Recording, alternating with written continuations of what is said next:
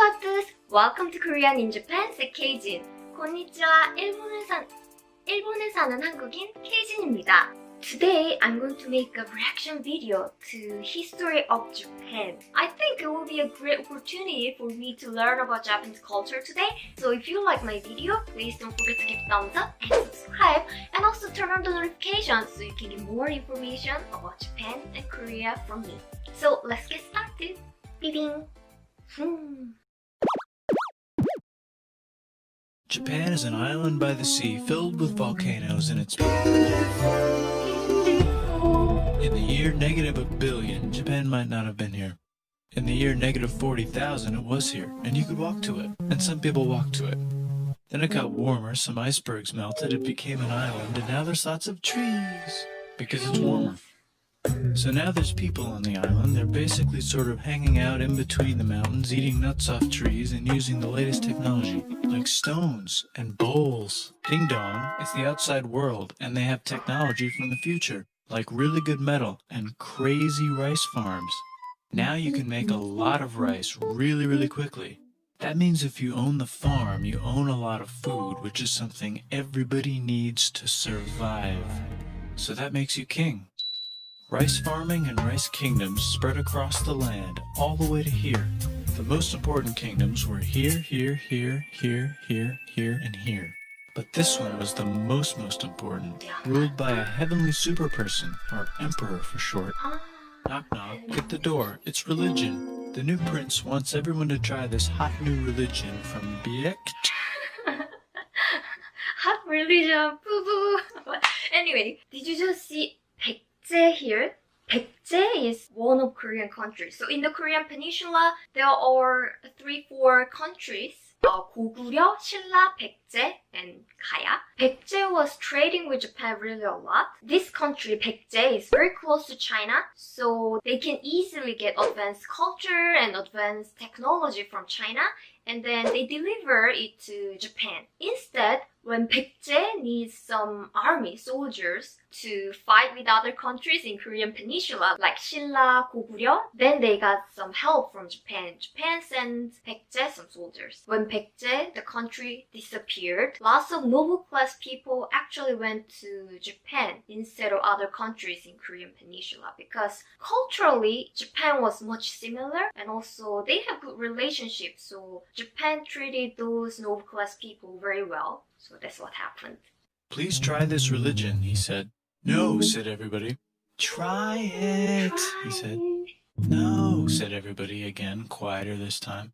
And so the religion was put into place, and all the rules that came with it. Then the government was taken over by another clique, and they made some reforms, like making the government govern more, and making the government more like China's government, which is a government that governs more. Hi, China, they said. Hi, dipshit, said China. Can you call us something else other than dipshit, said Japan. Like what, said China. How about Sunrise Land, said Japan. And they stole China's alphabet and wrote a book about themselves. And then they made lots of poetry and art and another book about themselves. Then they stopped moving the capital every time the emperor died and kept it in one place for a while, right here. And they conquered the north finally. Get that squared away. A rich hipster named Kukai is bored with modern Buddhism, visits China, and learns a better version, which is more spiritual. Comes back, reinvents the alphabet, and causes art and literature to be great for a long time. And the royal palace turned into such a dream world of art that they really didn't give a shit about running the country. So if you live outside the palace, how are you supposed to protect your shit from criminals? Hire a samurai. Everyone started hiring samurai. Rich, important people hired samurai. Poor people who could not afford to hire samurai did not hire samurai. The samurai became organized and powerful, more powerful than the government. So they made their own military government here. They let the emperor still be emperor, but the shogun is actually in control. Breaking news, the Mongols have invaded China. We've invaded China, said the Mongols. Please respect us, or else we might invade you as well. Okay, said Japan. So the Mongols came over, ready for war. By the way, did you see Mongol people came to Japan through Korea? Basically, Mongol people are good at fighting on riding on horse. When they came to Japan, of course, they have to use horses. But how can they move horses from Mongolia? It's really far. So what they did is they grew horses in Jeju Island, and then they brought lots of Korean people actually to fight with Japan at the time. And still in Jeju Island, you can see lots of horses there. Okay, let's keep watching. And died in a tornado. But they tried again and had a nice time fighting with the Japanese, but then died in a tornado. Yeah, Then the a lot emperor of Korean overthrows the people shogunate. Then the shogunate overthrows him back and moves to Kyoto and makes a new shogunate. And the emperor can still dress like an emperor if he wants, that's fine. Now there's more art, like painting with less colors, collaborative poetry, plays, monkey fun, tea parties, gardening, architecture, flowers. It's time for who's going to be the next shogun. Usually it's the shogun's kid, but the shogun doesn't have a kid, so he tries to get his brother to quit being a monk and be the next shogun. He says okay, but then the shogun has a kid. So now who's it gonna be? Vote now on your phones. And everyone voted so hard that the palace caught on fire and burned down. The shogun actually didn't care. He was off somewhere doing poetry. And the whole country broke into pieces. Everyone is fighting with each other for local power, and it's anybody's game. Knock knock, it's Europe. No, they're not here to take over. They just want to sell some shit, like clocks, and guns, and Jesus. So that's cool, but everyone's still fighting each other for control, now with guns. And wouldn't it be nice to control the capital, which right now is puppets, with no one controlling them? This clan is ready to make a run for it, but first they have to trample this smaller clan, which is in the way. Surprise, the smaller clan wins, and the leader of that clan steals the idea of invading the capital and invades the capital. And it goes very well. He's about halfway through conquering Japan when someone who works for him kills him, and then someone else who works for him kills them, and that guy finishes conquering Japan. And then he confiscated everybody's swords, and made some rules. And now I'm going to invade Korea, and then hopefully China, he said, and failed, and also died. They just invaded Korea, right? That's what we call 임진왜란. They did it to invade China. Korea didn't support Japan because at the time Korea was on China's side. They decided to get the Korean king first and threaten him. But then the unexpected thing happened. Korean king ran away really far. So Japan tried to follow him and catch him. But they're running out of some food or stuff. When you have a war, you need a lot of things like guns, stuff. But then at that time, Korea was so poor, so they couldn't get all the food or stuff themselves, so they decided to get supported by the Japanese government. So the Japanese government tried to send the war supplies by ship, but Korea has a great leader, great general, Lee Sun-shin, and he cut all the war supplies from Japan. He fought with Japan and he all won. So they couldn't get war supplies, and also when they are having very hard time, Korean people attacked them. Japan failed. How can I know this? During this pandemic, actually, I've been studying a lot of different things just out of curiosity. One of them was history, and then I watched a lot of historical videos, and this helps to make video now. But before he died, he told these 5 guys to take care of his 5-year-old son until he's old enough to be the next ruler of Japan. And the 5 guys said, yeah, right, it's not going to be this kid, it's going to be one of us, because we're grown-ups. And it's probably going to be this guy, who happens to be way more rich and powerful than the others. A lot of people support him, but a lot of people support not supporting him. They have a fight, and he wins, and starts a new government, right here. And he still lets the emperor dress like an emperor, and have very nice things. But don't get confused, this is the new government, and they are very strict. So strict they closed the country. No one can leave, and no one can come in. Except for the Dutch, if they want to buy and sell shit. But they have to do it right here. Dutch, remind me of something. Netherlands people trade with Japan. Lots of Dutch people come to Japan. One of them was Hamel. He's a Dutch guy and he was on the way to Japan, but he came across a typhoon. So unexpectedly, unfortunately, he arrived in Korea with his colleagues. So he had a very hard time in Korea because at the time, Korea wasn't trading with European countries actively, so we didn't let them go. They escaped from Korea to Japan successfully, So he went back to the Netherlands. He wrote a report for his company actually to get his salary that he didn't receive for 13 years. And then that became a book, and that became very popular in Europe at that time because Korea, Joseon, was well known. So it was considered that it's almost the first book about Korea. I found it very interesting. Now that the entire country was not at war with itself, the population increased a lot. Business increased, schools were built, roads were built, everyone learned to read, books were published, there was poetry, plays, sexy times, puppet shows, and Dutch studies. People started to study European science from books they bought from the Dutch. We're talking geography, skeletons, physics, chemistry, astronomy, and maybe even electricity. Over time, the economic and cultural prosperity began to gradually slow down. Knock knock. It's the United States, with huge boats, with guns, gunboats. Open the country. Stop having it be closed, said the United States. His name is Perry. Like 1-2 months ago, I saw a program about him. So he arrived in Japan and he wanted to have good relationship with Japanese people. So he was trying to show lots of different things from the United States, and one of them was cook. So he showed it to Japanese people. You know the sound? Pong, pong, pong. I don't know how to say it, but anyway, something like pong.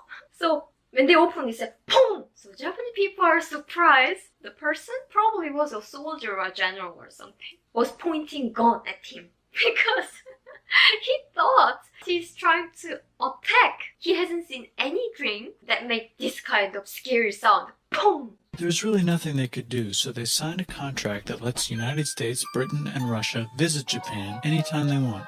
Choshu and Satsuma hated this. That sucks, they said. This sucks. And with almost very little outside help, they overthrew the shogunate and somehow made the emperor again and moved him to Edo, which they renamed Eastern Capital. They made a new government, which was a lot more Western. They made a new constitution that was pretty Western, and a military that was pretty Western. And do you know what else is Western? That's right, it's conquering stuff. So what can we conquer? Korea. They conquer Korea, taking it from its previous owner, China. Since Korea is here again, let me jump in again. Yeah, Japan ruled Korea, but it just reminded me of my grandmother. She knew that I live in Japan, so she mentioned how her life was like when she was young, because at that time Korea was colonized by Japan. She said she had a Japanese name, Haruki. Basically everyone needs to have Japanese name. She also mentioned that she wasn't allowed to speak Korean at school. She had to speak Japanese only. And every morning she has to pray or bow toward the direction where the Japanese emperor is. So, okay, let's keep watching. And then go a little bit further. And Russia rushes in out of nowhere and says, "Stop, no, you can't take that. We were going to build a railroad through here to try to get some warm water." And Russia builds their railroad, supervised by a shit ton of soldiers. And then when the railroad was done, they downgraded to a fuck ton. Did I say downgrade? I meant upgrade. And Japan says, "Can you maybe chill?" And Russia says, "How about maybe you chill?" Japan is kind of scared of Russia. You'll never guess who's also kind of scared of Russia. Great Britain. So Japan and Great Britain make an alliance together so they can be a little less scared of Russia. Feeling confident, Japan goes to war against Russia, just for a moment, and then they both get tired and stop. It's time for World War I. The world is about to have a war, because it's the 1900s and weapons are getting crazy, and all these empires are excited to try them out on each other. Meanwhile, Japan has been enjoying conquering stuff and wants more. And the next thing on their list is this part of China and lots of tiny islands. All that stuff belongs to Germany, which just had war declared on it by Britain because Britain was friends with Belgium, which was being trespassed by Germany in order to get to France to kick France's ass because France is friends with Russia, who was getting ready to kick Austria's ass because Austria was getting ready to kick Serbia's ass because someone from Serbia shot the leader of Austria's ass. Or actually shot him in the head. And Britain is currently friends with Japan. So you know what that means. Duh, Japan should take the islands, which they wanted to do anyway, so they called Britain on the telly to sort of let them know. And then they did it. And they also helped Britain a little here and there with some errands and stuff. Now the war is over, and congratulations, Japan, you technically fought in the war, which means you get to sit at the negotiating table with the big dudes, where they decided who owns what. And yes, Japan gets to keep all that shit they stole from Germany. You also get to join the post-war mega alliance, the League of Nations, whose mission statement is to try not to take over the world. The Great Depression is bad, and Japan's economy is now crappy, but the military is doing just fine, and it invades Manchuria. In the League of Nations, it's like, no, don't do that. If you're in the League of Nations, you're not supposed to take over the world. And Japan said, how about I do anyway? And Japan invaded more and more and more and more of China, and was planning to invade the entire East. You've got mail. It's from Germany, the new leader of Germany. He has a cool mustache and he's trying to take over the world and needs friends. This also got forwarded to Italy. They all decided to be friends because they had so much in common. It's time for World War II. Germany is invading the neighbors. Then they invade the neighbors' neighbors. Then the neighbors' neighbors' neighbors, who happened to be Britons, said, holy shit. And the United States started helping Britain because they are good friends, and started not helping Japan because they're friends and our friends are not friends. Plus they're planning on invading the entire ocean. The United States is also working on a large, very huge bomb, bigger than any other bomb ever, just in case. But they still haven't joined the war. War looks bad on TV, and the United States is really starting to care about their image. But then Japan spits on them in Hawaii and challenges them to war. And they say yes. And then Germany, as a symbol of friendship, declares war on the United States also. So the United States goes to war in Europe, and they help the gang chase Germany back into Germany. And they also start chasing Japan back into Japan. And they haven't used the bomb yet and are curious to see if it works, so they drop it on Japan. They actually dropped 2.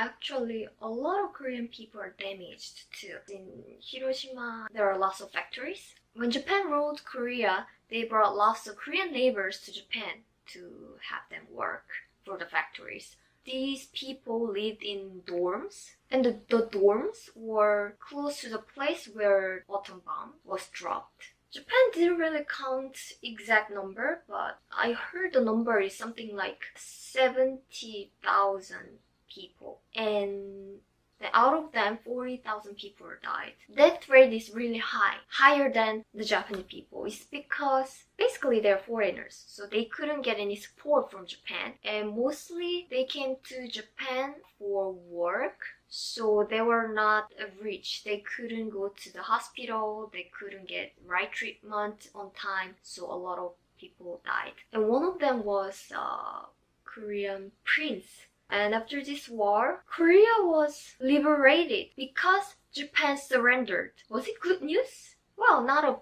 bad news, but some people think it's not the way that we wanted to be independent.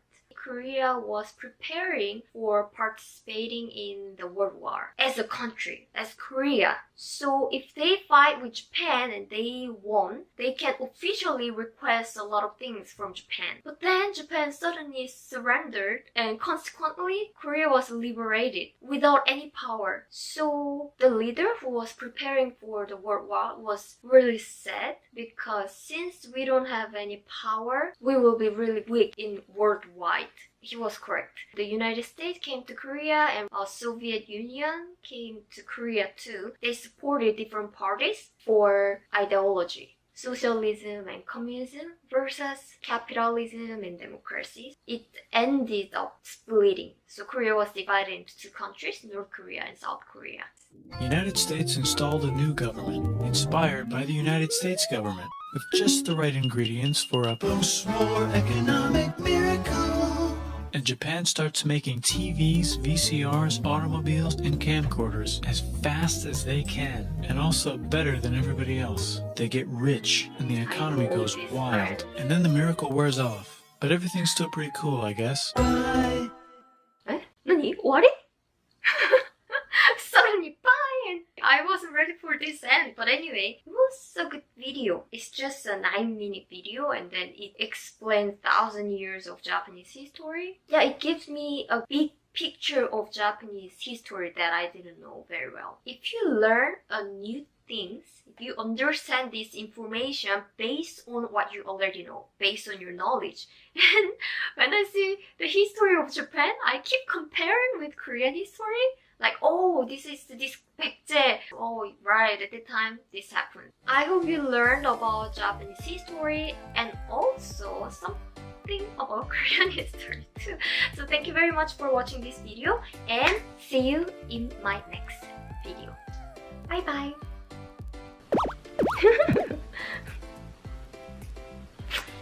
Okay.